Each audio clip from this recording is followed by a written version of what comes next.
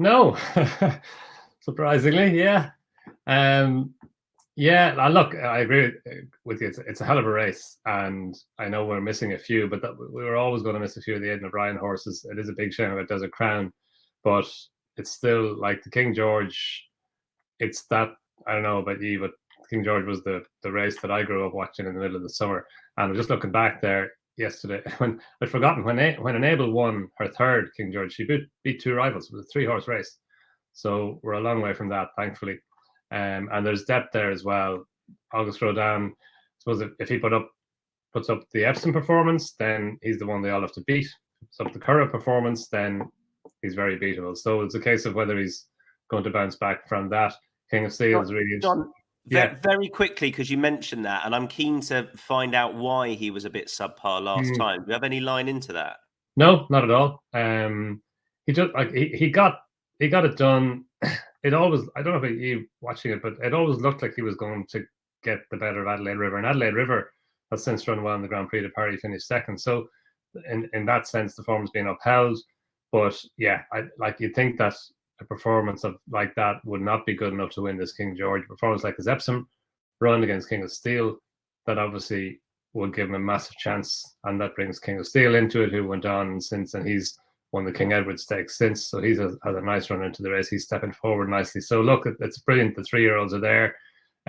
I just kind of, the older horses are usually my starting point in the King George, because I tend to feel the 3-year-olds are a little bit overrated, or can be, but they're priced up based on their potential, whereas the older horses like Emily Upjohn, top class, and she'll be better over a mile and a half than she was the last time. Pile Driver, continually underrated. I just think the ground might have gone a bit against Pile Driver. That's why I'm against him. And Hookham, yeah, Hookham is the one I like. I just think he's got it all. His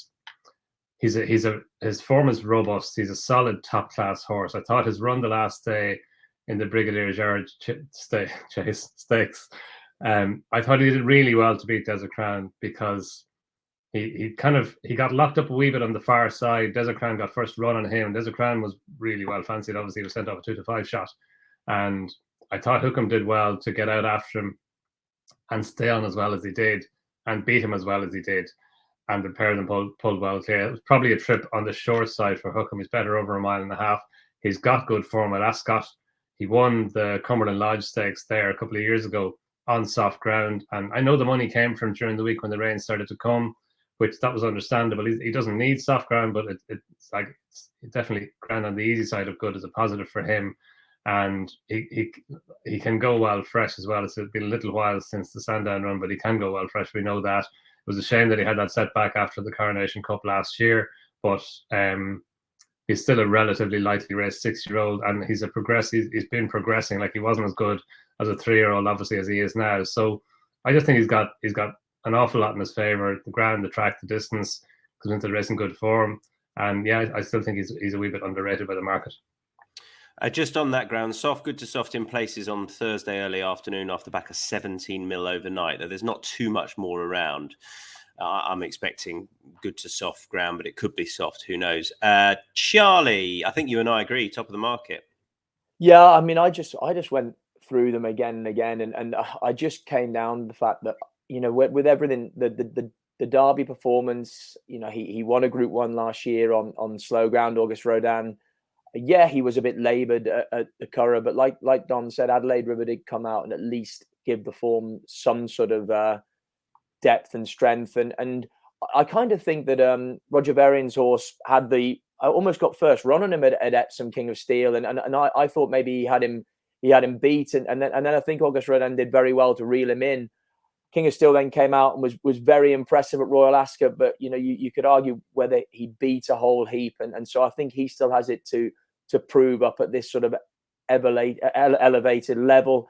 And with everything that Aidan O'Brien says about him, I just can't believe there isn't more to come from this horse, and with the weight for age allowance and all of that against respected rivals like Hookham, Emily Upjohn, etc. But I still think August Rodin will get this done. You know, I think that Ballydor will make sure it's a decent test, and you know that there's no excuses. And yeah, I just take him to prove that he's going to be the best of these especially when you take into account the amount of weight that he's getting off his rivals, Tom, against these very good older rivals. As Donn says, it tends to take an exceptional 3-year-old if a 3-year-old's going to win it. My starting point is normally the older horses, but I don't know whether Hookham, and I do like him, but I'm sort of doubting Desert Crown and was coming into it, and therefore I'm slightly doubting Hookham a touch. Who's beaten Pile Driver comfortably, I know, 2 starts back, and then on his reappearance, he did look good over 10, and he was quicker than I thought he was. Emily Upjohn, I'm concerned she won't want much juice in the ground, and I'd prefer it if she had a hood on still. And I think we've got an exceptional colt in the form of August Rodin, who I think wants probably a bit more of a test than he got last time, and I think also he doesn't do much when he hits the front or when he sees the front. I almost thought Epsom suited him ideally when he was produced. So I hope they produce him like that. I quite like the fact that he's drawn 11. And I think Ryan, that's no bad thing over this trip. We'll have to just sit back and a couple wide. I hope there's no testing ground around.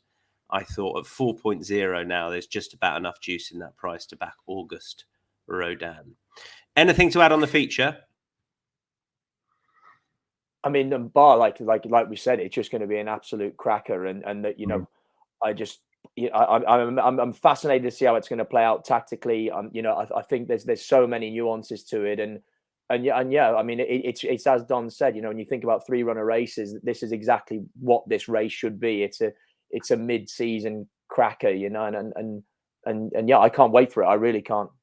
Like it's exactly that. Like the fact that Westover, the Irish Derby winner from last year, who won a Group 1 race in France last time, is it whatever 14, 16, or 17.0 or thereabouts, like that in Luxembourg. I was giving Luxembourg a bit of a chance. I was thinking, if he is declared, then he's not out of it either. So, and they're all double figure prices. So yeah, does he stay a strongly run mile and a half? That's the thing, isn't it? Like 10, his best run was in the Irish Champion Stakes last season, over 10 furlongs on soft ground. So, maybe the extra 2 furlongs, maybe it's not ideal for him, but like he's only run over a mile and a half once since then. That was in the Arc. So we don't know. I think he might be a wee bit overlooked, but he's drawn in stall 1, and that's a terrible draw over a mile and a half. Charlie mentioned it earlier on. Yeah. Like, you really don't want to be on the inside over a mile, and not everybody has cottoned on to that yet, but it's for years. The outside draw is, people say, it's not so bad, but actually it's a positive to be drawn outside. And actually, I'm a little bit worried about Hookham's drawn stall 4. That's not ideal, but look, I'm sure Jim Crowley will have a plan, and you get out before whatever it is about the draw. Maybe going into Swinley Bottom, the ground on the inside is poached or soft